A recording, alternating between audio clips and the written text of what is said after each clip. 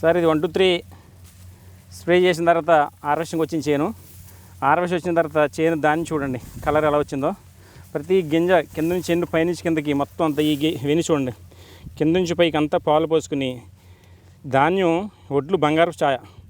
ఈ ఛాయ మార్కెట్లో వస్తే మనకు అనుకున్న రేటు మంచి రేట్ వస్తుంది. ఇవాళ రైతుని ప్రతి రైతు కూడా మార్కెట్లో ఏ ముందు కొట్టో ఇంత కలర్ ఉంది ధాన్యం, ఏ ముందు కొట్టో ఇంత కలర్ ఉందంటే నేను 1 2 3 స్ప్రే చేశాను, స్ప్రే చేసింది ఈ కలర్ వచ్చిందంటే రైతు. అసలు ఈ రైతు పంట 35 బస్తాలు 1 2 3 కొట్టక ముందు 35 బస్తాలు వస్తాయని గోల పెడితే 1 2 3 స్ప్రే చేసిన తర్వాత 26 ఎకరాలు 45 బస్తాలు కూడా వచ్చింది సార్ ఈయనకి. ఈ దిగుబడి మనం ఎక్స్పెక్ట్ చేయలేదు, ఆయన ఎక్స్పెక్ట్ చేయలేదు.